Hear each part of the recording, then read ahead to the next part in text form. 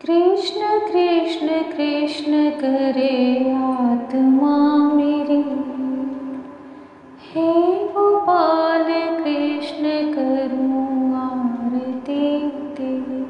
तुझ पे ओ कान्हा बलि बलि जाऊं, सांझ सवेरे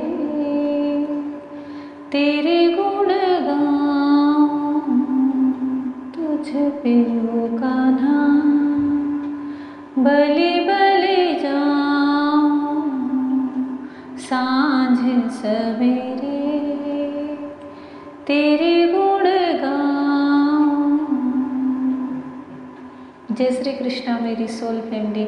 आध्यात्म आपके अपने चैनल पर आप सबका बहुत बहुत स्वागत है। श्रीमद् भागवत महापुराण का चतुर्थ स्कंद चल रहा है।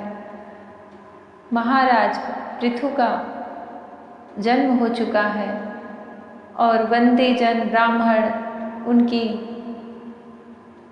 राज पद पर अभिषेक करते हैं, स्तुति करते हैं, गुणगान करते हैं।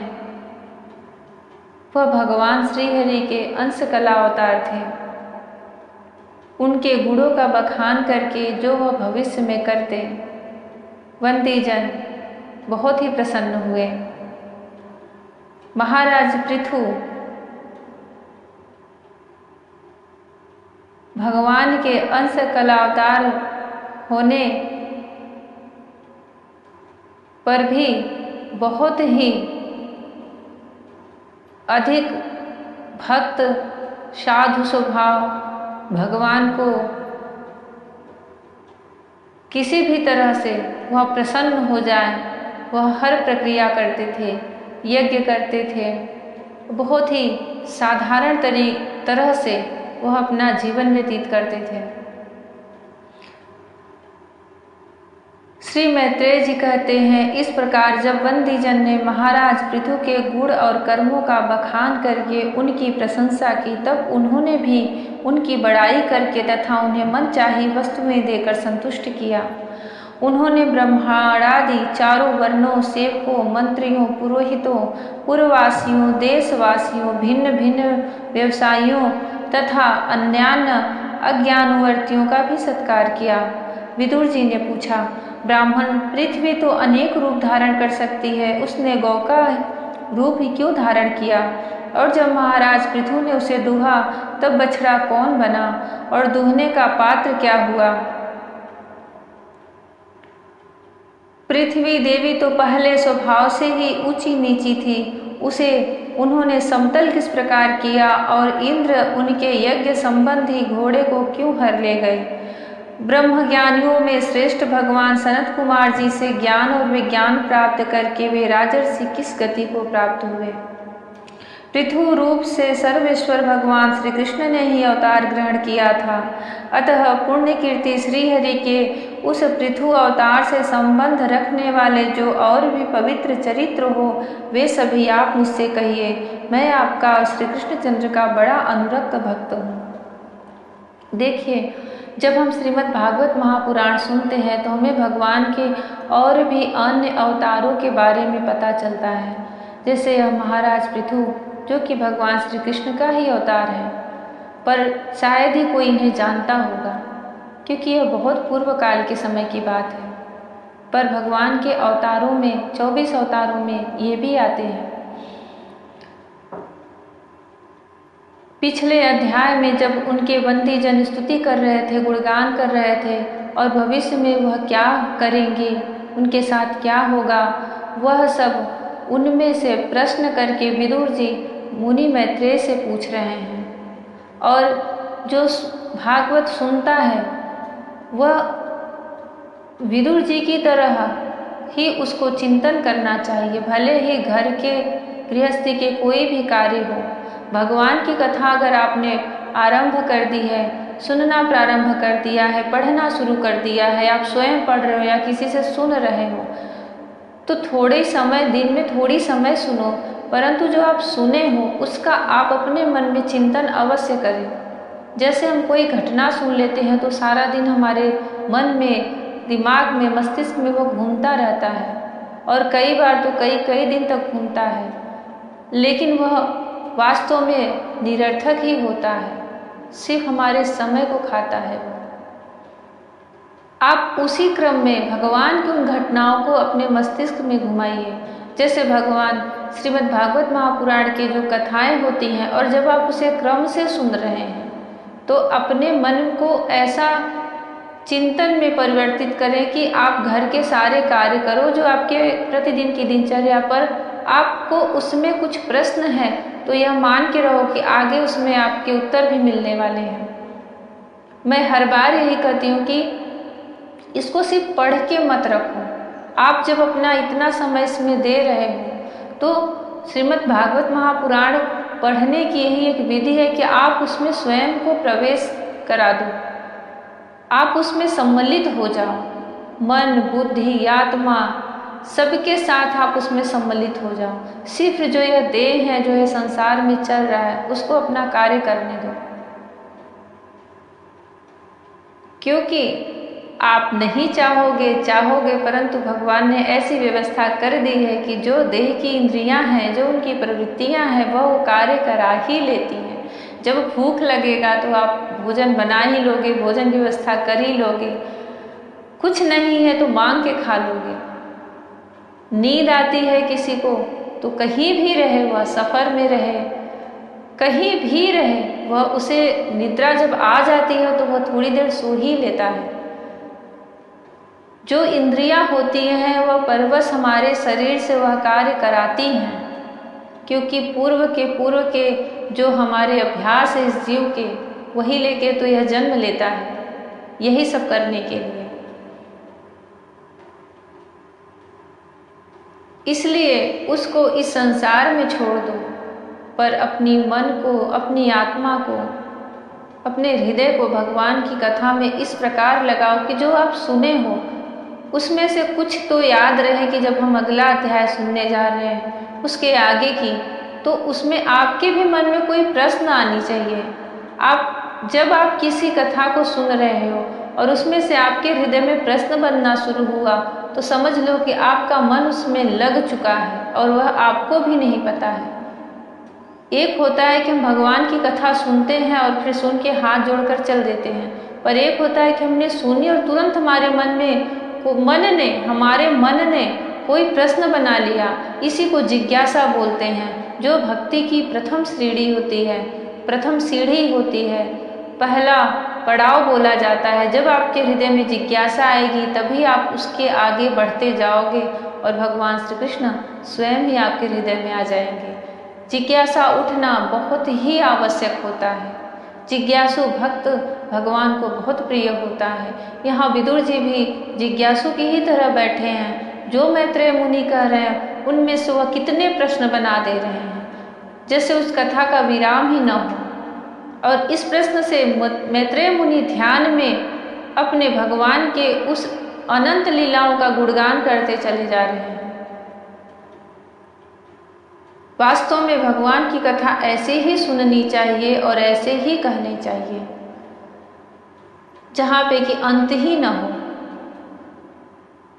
एक जिज्ञासा शांत हो तो दूसरी हमारे हृदय में आ जाए, भगवान से जुड़ी हुई। बंदी जन गुणगान करके चले गए हैं। विदुर जी चाहते तो उसे सुन करके शांत हो जाते, परंतु उनके मन में इतनी जिज्ञासा है कि उनमें उन्होंने कितने प्रश्न बनाए और वह प्रश्न किए हैं तो मैत्रेय मुनि उनके प्रश्नों के उत्तर दे रहे हैं और भगवान श्री कृष्ण के अंश अवतार महाराज पृथु के जन्म वृत्तांत का वर्णन कर रहे हैं, जो श्रीहरि की ही कथा है। आप लोग भी उसे तन्मय होकर सुने। श्री सूत जी कहते हैं, जब विदुर जी ने भगवान वासुदेव की कथा कहने के लिए इस प्रकार प्रेरणा की, तब मैत्रेय जी प्रसन्न चित्त से उनकी प्रशंसा करते हुए कहने लगे। श्री मैत्रेय जी ने कहा, विदुर जी, ब्राह्मणों ने महाराज पृथु का राज्याभिषेक करके उन्हें प्रजा का रक्षक उद्घोषित किया। इन दिनों पृथ्वी अन्नहीन हो गई थी, इसलिए भूख के कारण प्रजाजनों के शरीर सूख कर काटे हो गए थे। उन्होंने अपने स्वामी पृथु के पास आकर कहा, राजन, जिस प्रकार कोटर में सुलगती हुई आग से पेड़ जल जाता है, उसी प्रकार हम पेट की भीषण ज्वाला से जले जा रहे हैं। आप शरणागतों की रक्षा करने वाले हैं और हमारे अन्नदाता प्रभु बनाए गए हैं, इसलिए हम आपकी शरण में आए हैं। आप समस्त लोगों की रक्षा करने वाले हैं, आप ही हमारी जीविका के भी स्वामी हैं। अतः राजराजेश्वर, आप हम क्षुधा पीड़ितों को शीघ्र ही अन्न देने का प्रबंध कीजिए। ऐसा न हो कि अन्न मिलने से पहले ही हमारा अंत हो जाए। श्री मैत्रेय जी कहते हैं, कुरुवर, प्रजा का करुण क्रंदन सुनकर महाराज पृथु बहुत देर तक विचार करते रहे। अंत में उन्हें अन्नाभाव का कारण मालूम हो गया। पृथ्वी ने स्वयं ही अन्न एवं औषधादि को अपने भीतर छिपा लिया है। अपनी बुद्धि से इस बात का निश्चय करके उन्होंने अपना धनुष उठाया और त्रिपुर विनाशक भगवान शंकर के समान अत्यंत क्रोधित होकर पृथ्वी को लक्ष्य बनाकर बाढ़ चढ़ाया। उन्हें शस्त्र उठाए देख पृथ्वी कांप उठी और जिस प्रकार व्याध के पीछा करने पर हरिणी भागती है, उसी प्रकार वह डर कर गौ का रूप धारण करके भागने लगी। यह देखकर महाराज पृथु की आंखें क्रोध से लाल हो गई। वे जहाँ जहाँ पृथ्वी गई वहाँ वहाँ धनुष पर बाढ़ चढ़ाए उसके पीछे लगे रहे। दिशा विदिशा, स्वर्ग, पृथ्वी और अंतरिक्ष में जहाँ जहाँ भी वह दौड़ कर जाती, वहीं उसे महाराज पृथु हथियार उठाए अपने पीछे दिखाई देते। जिस प्रकार मनुष्य को मृत्यु से कोई नहीं बचा सकता, उसी प्रकार उसे त्रिलोकी में वेनपुत्र पृथु से बचाने वाला कोई भी न मिला। तब वह अत्यंत भयभीत होकर दुखित चित्त से पीछे की ओर लौटी। महाभाग पृथु जी से कहने लगी, धर्म के तत्व को जानने वाले शरणागत वत्सल राजन, आप तो सभी प्राणियों की रक्षा करने में तत्पर हैं, आप मेरी भी रक्षा कीजिए। पृथ्वी ने देखा जब मुझे कहीं शरण नहीं मिल रहा है, तो वह वापस लौट के राजा पृथु के ही शरण में आई और उनसे इस प्रकार स्तुति करने लगी, मैं अत्यंत दीन और निरपराध हूँ, आप मुझे क्यों मारना चाहते हैं? इसके सिवा आप तो धर्मज्ञ माने जाते हैं, फिर मुझ स्त्री का वध आप कैसे कर सकेंगे? स्त्रियाँ कोई अपराध करे तो साधारण जीव भी उन पर हाथ नहीं उठाते, फिर आप जैसे करुणामय और दीन वत्सल तो ऐसा कर ही कैसे सकते हैं? मैं तो एक सुदृढ़ नौका के समान हूँ, सारा जगत मेरे ही आधार पर स्थित है। मुझे तोड़कर आप अपने को और अपनी प्रजा को जल के ऊपर कैसे रखेंगे? महाराज पृथु ने कहा, पृथ्वी, तू मेरी आज्ञा का उल्लंघन करने वाली है। तू यज्ञ में देवता रूप से भाग तो लेती है, किंतु उसके बदले में हमें अन्न नहीं देती, इसलिए आज मैं तुझे मार डालूंगा। तू जो प्रतिदिन हरी हरी घास खा जाती है और अपने थन का दूध नहीं देती, ऐसी दुष्टता करने पर तुझे दंड देना अनुचित नहीं कहा जा सकता। तू ना समझ है, तूने पूर्व काल में ब्रह्मा जी के उत्पन्न किए हुए अन्नादि के बीजों को अपने में लीन कर लिया है और अब मेरी भी परवाह न करके उन्हें अपने गर्भ से निकालती नहीं। अब मैं अपने बाणों से तुझे छिन्न भिन्न कर तेरे मैदे से क्षुधातुर और दीन प्रजाजनों का करुण क्रंदन शांत करूंगा। जो दुष्ट अपना ही पोषण करने वाला तथा अन्य प्राणियों के प्रति निर्दय हो, वह पुरुष, स्त्री अथवा नपुंसक कोई भी हो, उसका मारना राजाओं के लिए न मारने के समान ही है। तू बड़ी गर्वीली और मदोन्मत्ता है, इस समय माया से ही यह गौ का रूप बनाए हुए है। मैं बाणों से तेरे टुकड़े टुकड़े करके अपने योग बल से प्रजा को धारण करूंगा। इस प्रकार महाराज पृथु काल की भांति क्रोधमयी मूर्ति धारण किए हुए थे। उनके शब्द सुनकर धरती कांपने लगी और उसने अत्यंत विनीत भाव से हाथ जोड़कर कहा। पृथ्वी ने कहा, आप साक्षात परम पुरुष हैं तथा अपनी माया से अनेक प्रकार के शरीर धारण कर गुणमय जान पड़ते हैं। वास्तव में आत्मानुभव के द्वारा आप अधिभूत, आध्यात्म और अधिदेव संबंधी अभिमान और उससे उत्पन्न हुए राग द्वेषादि से सर्वथा रहित हैं। मैं आपको बार बार नमस्कार करती हूँ। आप संपूर्ण जगत के विधाता हैं। आपने ही यह त्रिगुणात्मक सृष्टि रची है और मुझे समस्त जीवों का आश्रय बनाया है। आप सर्वथा स्वतंत्र हैं प्रभु। जब आप ही अस्त्र शस्त्र लेकर मुझे मारने को तैयार हो गए, तब मैं और किसकी शरण में जाऊं? कल्प के आरंभ में आपने अपने आश्रित रहने वाली अनिवर्चनीय माया से ही इस चराचर जगत की रचना की थी और उस माया के ही द्वारा आप इसका पालन करने के लिए तैयार हुए हैं। आप धर्मपरायण हैं, फिर भी मुझ गो रूप धारिणी को किस प्रकार मारना चाहते हैं? आप एक होकर भी मायावश अनेक रूप जान पड़ते हैं तथा आपने स्वयं ब्रह्मा को रचकर उनसे विश्व की रचना कराई है। आप साक्षात सर्वेश्वर हैं। आपकी लीलाओं को अजित इंद्रिय लोग कैसे जान सकते हैं? उनकी बुद्धि तो आपकी दुर्जय माया से विक्षिप्त हो रही है। आप ही पंचभूत इंद्रिय, उनके अधिष्ठात्र देवता, बुद्धि और अहंकार रूप अपनी शक्तियों के द्वारा क्रमशः जगत की उत्पत्ति, स्थिति और संहार करते हैं। भिन्न भिन्न कार्यों के लिए समय समय पर आपकी शक्तियों का आविर्भाव तिरोभाव हुआ करता है। आप साक्षात परम पुरुष और जगत विधाता हैं। आपको मेरा नमस्कार है। अजन्मा प्रभु, आप ही अपने रचे हुए भूत, इंद्रिय और अंतःकरण रूप जगत की स्थिति के लिए आदि वराह रूप होकर मुझे रसातल से जल के बाहर लाए थे। इस प्रकार एक बार तो मेरा उद्धार करके आपने धराधर नाम पाया था। आज वही आप वीर मूर्ति से जल के ऊपर नौका के समान स्थित मेरे ही आश्रय रहने वाली प्रजा की रक्षा करने के अभिप्राय से पहने पहने बाण चढ़ाकर दूध न देने के अपराध में मुझे मारना चाहते हैं। इस त्रिगुणात्मक सृष्टि की रचना करने वाली आपकी माया से मेरे जैसे साधारण जीवों के चित्त मोहग्रस्त हो रहे हैं। मुझे जैसे लोग तो आपके भक्तों की लीलाओं का भी आशय नहीं समझ सकते, फिर आपकी किसी क्रिया को उद्देश्य न समझे तो इसमें आश्चर्य ही क्या है? अतः जो इंद्रिय संयमादि के द्वारा विरोचित यज्ञ का विस्तार करते हैं, ऐसे आपके भक्तों को भी नमस्कार है।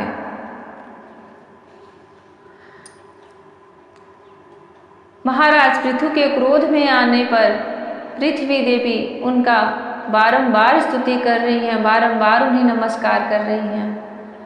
राजा वेन की दुष्टता से जब राजा वेन ने सब जगह यज्ञ बंद करवा दिए, भगवान की पूजा आराधना बंद करवा दी, तो पृथ्वी ने अपने ही अंदर सारी औषधियों और अन्न को छिपा लिया, क्योंकि उस समय देवताओं को भी कोई आहुति नहीं मिलती थी, न कहीं वेद मंत्र पढ़े जाते थे, न कहीं यज्ञ होते थे।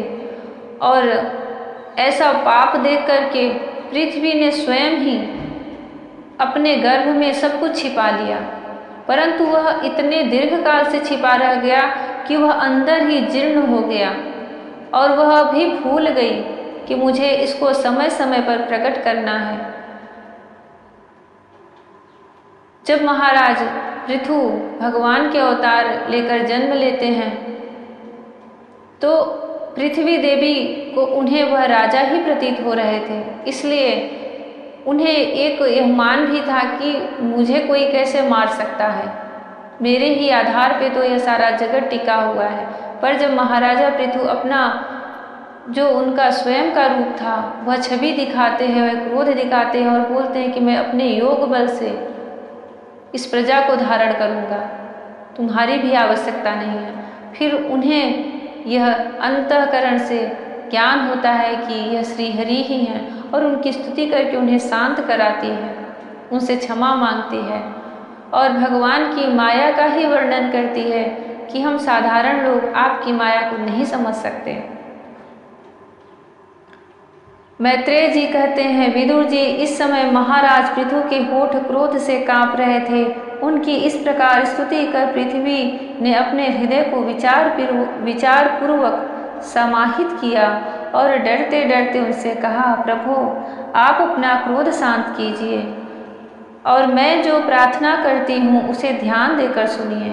बुद्धिमान पुरुष भ्रमर के समान सभी जगह से सार ग्रहण कर लेते हैं। तत्वदर्शी मुनियों ने इस लोक और परलोक में मनुष्यों का कल्याण करने के लिए कृषि, अग्निहोत्र आदि बहुत से उपाय निकाले और कर काम में लिए हैं। उन प्राचीन ऋषियों के बताए हुए उपायों का इस समय भी जो पुरुष श्रद्धा पूर्वक भली भांति आचरण करता है वह सुगमता से अभिष्ट फल प्राप्त कर लेता है, परंतु जो अज्ञानी पुरुष उनका अनादर करके अपने मन कल्पित उपायों का आश्रय लेता है उसके सभी उपाय और प्रयत्न बार बार निष्फल होते रहते हैं। राजन, पूर्व काल में ब्रह्मा जी ने जिन धान्य आदि को उत्पन्न किया था, मैंने देखा कि यम नियम आदि व्रतों का पालन न करने वाले दुराचारी लोग ही उन्हें खाए जा रहे हैं। लोक रक्षक, आप राजा, लोगों ने मेरा पालन और आदर करना छोड़ दिया, इसलिए सब लोग चोरों के समान हो गए हैं। इसी से यज्ञ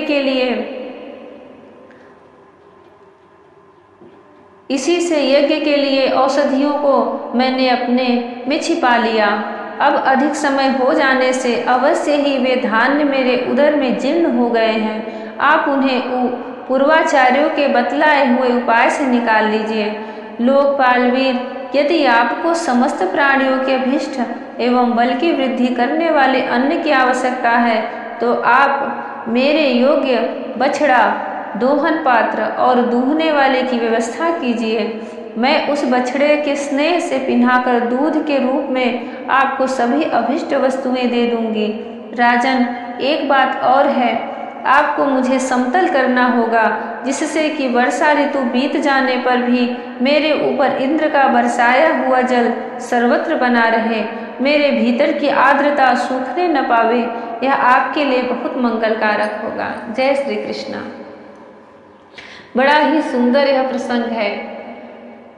पहली बार ऐसा प्रसंग सुनने को मिलेगा कि यह माता पृथ्वी गौ का रूप धारण करके अपने दूध के रूप में उन्होंने ऐसी ऐसी दिव्य वस्तुएं प्रदान की इस जगत को, जिसका आप लोगों ने कभी कहीं वर्णन नहीं सुना होगा।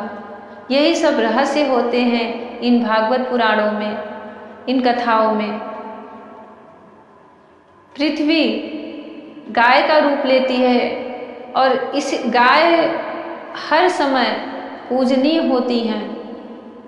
उनसे बड़ी और कोई शक्ति नहीं मानी जाती। गाय के हर प्रकार की चीज़ों की पूजा में उपयोग होता है। बाकी दुनिया की कोई ऐसी चीज़ नहीं है जिनके मल मूत्र की भी भगवान की आराधना में पूजा की जाए। गाय के गोबर को गणेश जी बना करके उनकी पूजा की जाती है। गोमूत्र से घर की शुद्धता की जाती है। उनके देह में 33 कोटि देवी देवता माने जाते हैं।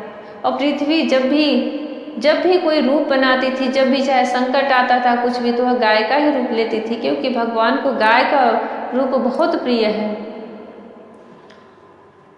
वह पूजनीय है। पृथ्वी ने खुद भगवान से स्वयं बोला कि आप जिस जैसे ऋषि मुनि आते हैं, देवता लोग आते हैं, पितृ लोग आएंगे, सर्प लोग आएंगे। अभी आप लोग इस प्रसंग को सुनना, बहुत ही सुंदर प्रसंग है। और हमें यह पता चलता है कि पृथ्वी देवी के अंदर कितनी औषधियाँ और क्या क्या दिव्य चीज़ें भगवान ने दी है, कितना सामर्थ्य दिया है। और वे लोग अपने किसी एक मुख्य को बछड़ा बनाते थे, और वह जैसे बच्चा माँ का दूध पीता है, जब वह बछड़े के स्नेह में उसके स्तन से, उसके थन से दूध गिरते थे, वह जो दूध होता था, वह